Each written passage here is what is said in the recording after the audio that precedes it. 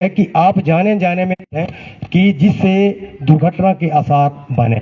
और ये जो चेतावनी वाले होते हैं ये त्रिभुजाकार में होते हैं, त्रिकोण में होते हैं और ये ट्रायंगल होते हैं।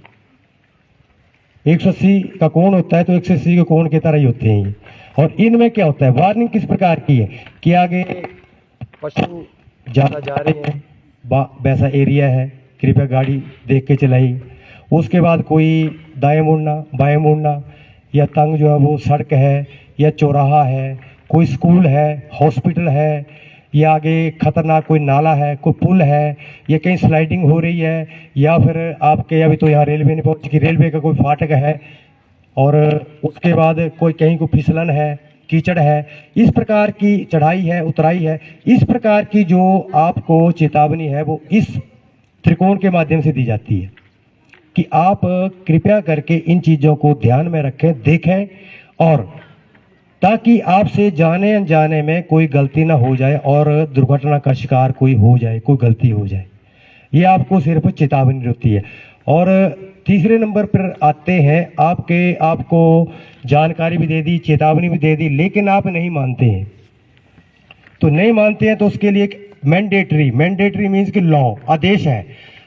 आपको आदेश दिया जाता है कि आप ये कम। आदेश क्या है, यदि आप किसी भी नियम की अवहेलना करते हैं तो उसको मोटी सी भाषा में हम कहते हैं कि पुलिस ने चालान कर दिया, तो आपको चालान के पैसे भी भरना पड़ते हैं और साथ में सजा का प्रावधान भी है।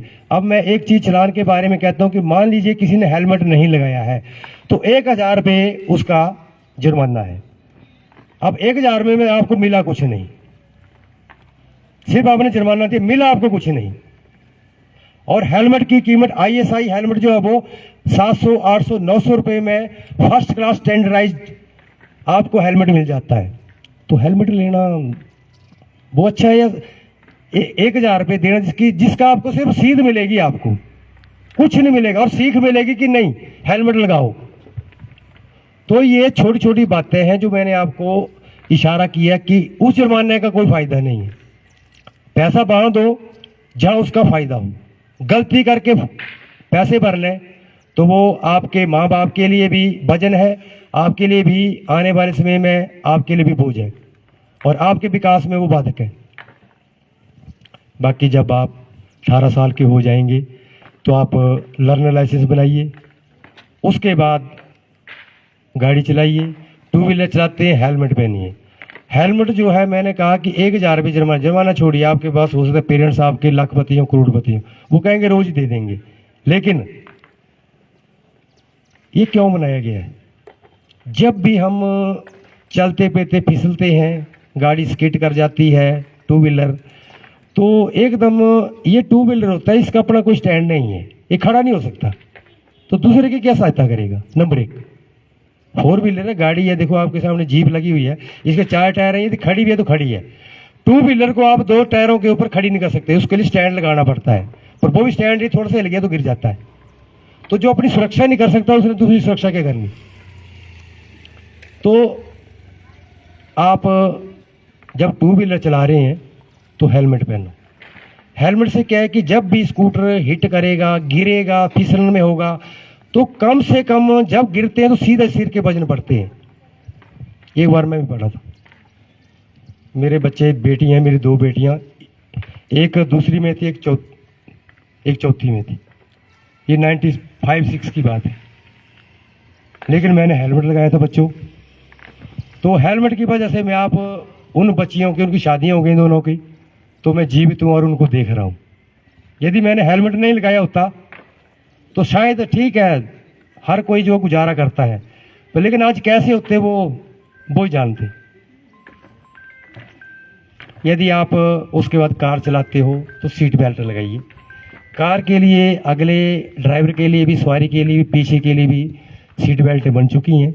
और सीट बेल्ट का फायदा ये कि जब गाड़ी जो है वो गिरती है, हिट करती है, जंप लगता है, या ड्राइवर ने ब्रेक मारी, तो एकदम जो झटका लगता है आप शीशे पे या सीट पे नहीं टकराएंगे, गाड़ी गिर जाती है।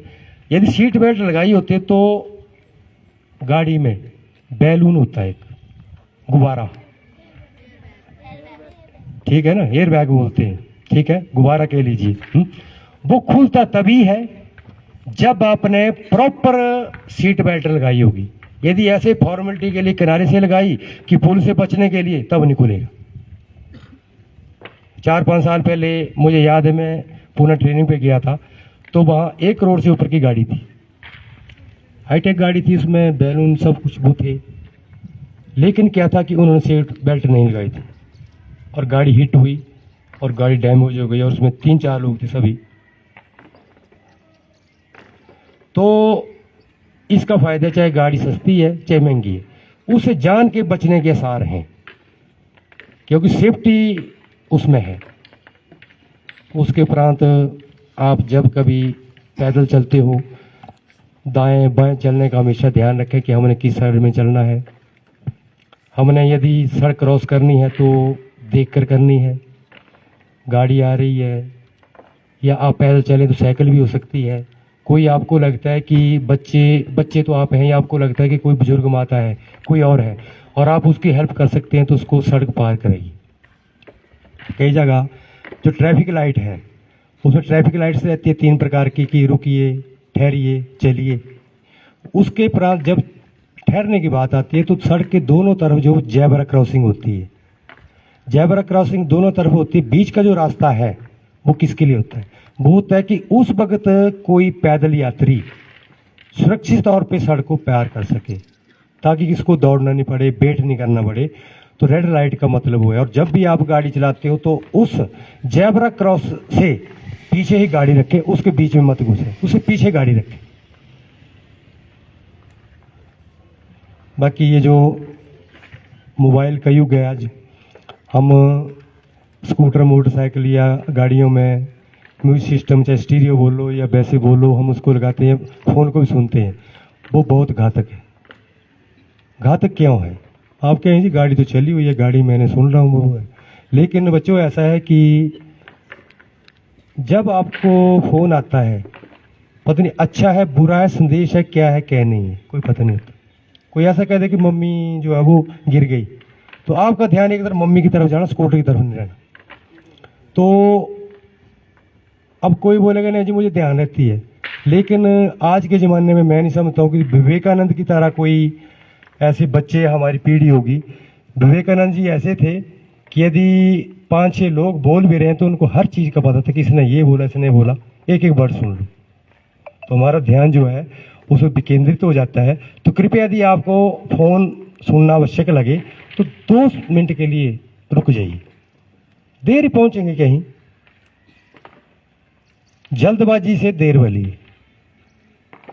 सावधान नहीं हटी दुर्घटना घटी। तो हमेशा सड़कों के ऊपर सावधान रहिए।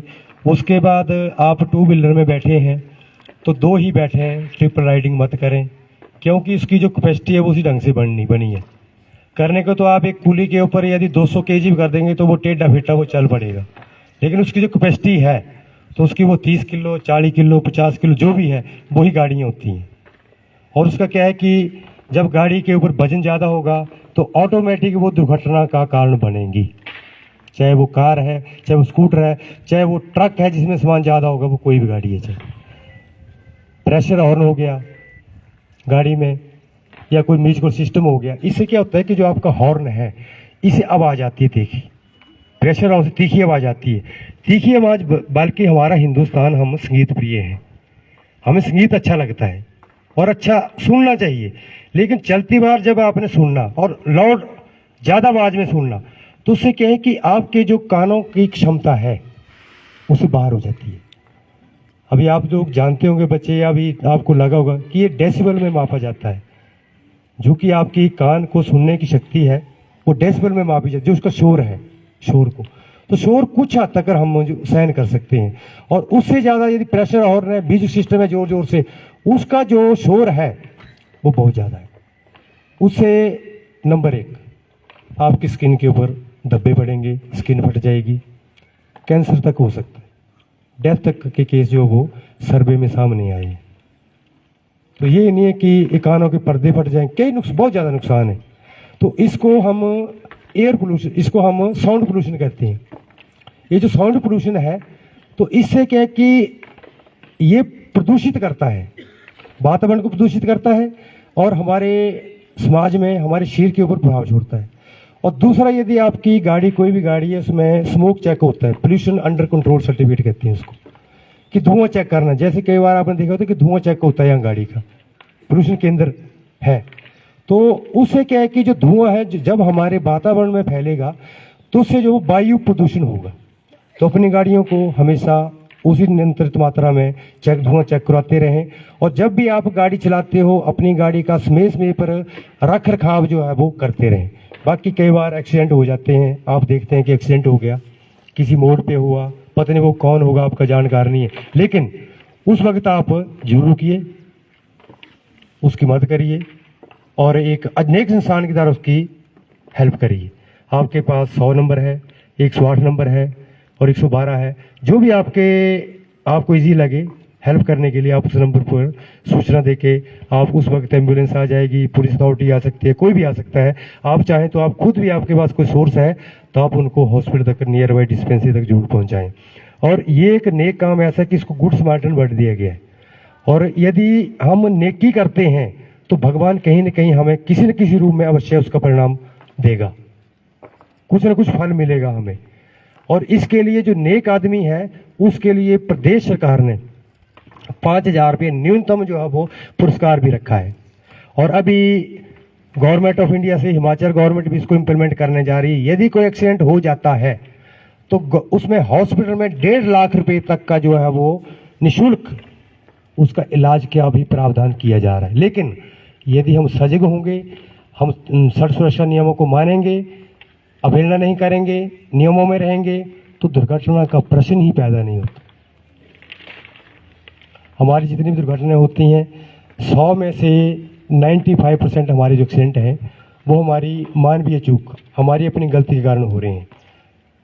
और 5 एक्सीडेंट हो रहे हैं कि जी गाड़ी की ब्रेक नहीं लगी, ऊपर से पहाड़ी गिर गई या कुछ और कारण हो गया, सिर्फ 5 है। तो जो 95 एक्सीडेंट है वो हमारी गलती से तो हमने नहीं करने हैं। हम चंद्रयान बाद चंद्र पर पहुंच गए हैं, मंगल पर पहुंच गए थे हैं।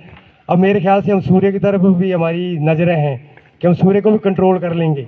लेकिन उस अंतरिक्ष में जाने का हमारा फायदा क्या है कि हम अपनी धरती को ही, जो हमारी अपनी गलती है, हम उसको सुधार सकते। अब 100 में से 95 एक्सीडेंट हमारी गलती से हो रहे हैं, तो हमें कोई बुद्धिमान कहेगा? नहीं कहेगा। सिर्फ हिंदुस्तान ऐसा देश है कि जहां की रेशियो जो है उतनी ज्यादा है। बाकी कंट्रीज में 1-2% है कि ह्यूमन एरर है, बाकी नहीं है। बाकी वहां मैक्सिमम एक्सीडेंट तभी होते हैं जब कोई टेक्निकल या और इशू होता है। तो हमने एक्सीडेंट के बारे में इस चीज को ध्यान रखना है कि हम गलती नहीं करेंगे तो हमारी दुर्घटना नहीं होंगी, जानें बचेंगी। और हर 4 मिनट में आज की डेट में एक व्यक्ति की एक्सीडेंट के कारण मौत हो रही है। दुर्घटनाएं बहुत ज्यादा हो रही हैं, घायल बहुत ज्यादा हो रहे हैं, सिर्फ डेथ की बात आ रही है कि हर 4 मिनट में एक डेथ हो रही है। तो हम इसको जो है वो बिल्कुल शून्य कर सकते हैं।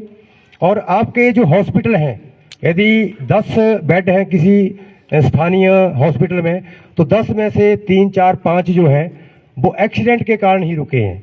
यदि वो 3, 4 रुके नहीं होंगे तो वहां कोई बच्चा एडमिट हो सकता है, कोई दादी माता हो सकती है, दादा हो सकते हैं, कोई विधवा हो सकती है, कोई प्रेग्नेंट लेडी वहां जिसको यहाँ से बिलासपुर भेजना पड़ेगा, उसको ये फर्स्ट एड मिल सकती है, उसका इलाज यही हो सकता है।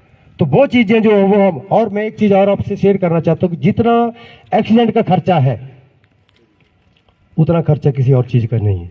हमारी शिक्षा का उतना नहीं है, हमारे पानी का उतना नहीं है, हमारी और व्यवस्थाओं का उतना नहीं, मूलभूत जितनी हमारी सुविधा है उसका नहीं है, हमारे ट्रांसपोर्ट उसका उतना नहीं है, जितना एक्सीडेंट के ऊपर खर्चा हो रहा है। तो ये तो हम अनायास ही इसको खर्च कर रहे हैं, इसको हम बचा सकते हैं। और ये हमारे जीवन में, यही पैसा हमारे जीवन में आएगा। अभी सरकार के पास कोई खान थोड़ी है कि सरकार देती है, सरकार ने दिया है, सरकार कुछ नहीं देती। सरकार हमारे से लेती है, मेरे से भी ले रही है, आपसे भी ले रही है, आपके सर से भी ले रही है। वही पैसा हमारे में एक्सीडेंटों के ऊपर लगाया जा रहा है। तो हम यदि एक्सीडेंट नहीं करेंगे, सजग होंगे, तो पैसा बच जाएगा और वो देश निर्माण में आप जैसे बच्चों के भविष्य के लिए वो काम आएगा। तो पैसे का जो बहाव है वो हमने ऐसे थोड़ी करना है ना, उसको अच्छे सदुपयोग के लिए करें। बाकी आप जब भी आपकी गाड़ी है तो उसमें जो लाइट्स हैं ओरिजिनल लाइट ही रखें, कोई भी ऐसी भ्रम करने वाली ब्लिंकिंग लाइट वो मत लगाएं, इसको चेंज मत करें। और जो सिलेंसर है ओरिजिनल सिलेंसर ही होना चाहिए। ओरिजिनल सिलेंसर को यदि डिस्टर्ब कर दिया जाता है तो वो पोल्यूशन भी छोड़ता है और आवाज़ भी करता है। 2 प्रकार के जो है वो उसमें दोष पाए जाते हैं फिर, और उनका जो जुर्माना 10,000 रुपये है।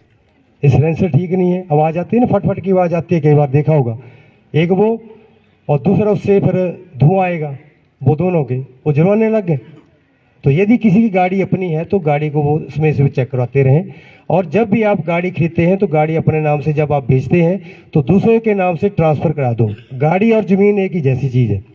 ज़मीन तब तक आपकी है जब आपके नाम से है, गाड़ी तब तक आपकी है जब आपके नाम से। आपने बेच दी तो एफिडेविट पे निर्भर मत करिए, उसको ट्रांसफ़र करा दो कि मेरी नहीं रही अब। वो चाहे सड़क में चले, चाहे वो घर में खड़ी रखे, चाहे वो सेफ्टी करे चाहे नहीं करे, उसकी जिम्मेवारी हो जाएगी। इस प्रकार जो हम कई बार स्कूटर मोटरसाइकिल कारें जो हैं वो एजेंसियां ले जाती हैं कि जी रिप्लेसमेंट, इसका आपको इतने पैसे मिलेंगे, आप नहीं उठाओ और ले जाओ। तो कृपया करके रिप्लेसमेंट के लिए उस गाड़ी को ट्रांसफ़र जरूर कराएं, क्योंकि बिजनेस वो तो बिजनेसमैन है, उन्होंने तो गाड़ी कब बेचनी किसको बेचनी वो आपको पता नहीं होता। तो उन चीज़ों का आप हमेशा ध्यान रखें। और कोई ऐसी क्वारी बच्चों को लगती हो या आपके स्टाफ को लगती हो तो उसके बारे में हम अपना पूरा प्रयास करेंगे कि आपको संतुष्ट भी करेंगे, आपको जानकारी भी देंगे। है कुछ?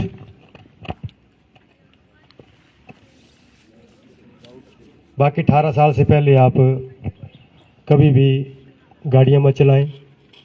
उसमें जो है वो 25,000 रुपया जुर्माना है। मैंने कहा कि जुर्माना किसी सिर्फ रसीद ही होती है, जैसे पोस्ट है ना, पोस्ट फिर भी पढ़ने के काम आ रहा है, वो रसीद किसी काम नहीं आएगी। जुर्माना लगा, किनारे हो गए। और पेरेंट्स को सजा है, जेल है, 6 महीने तक की जेल है। वो जज के ऊपर निर्भर है कि 6 देता है कि 3 देता है। यदि हफ्ता भी हो गए तब भी जेल में जाना तो बदनामी तो हो गई पूरे समाज में। तो 18 साल से पहले आपने ये कहा अपने घर में ग्राउंड में आपके पड़ोस में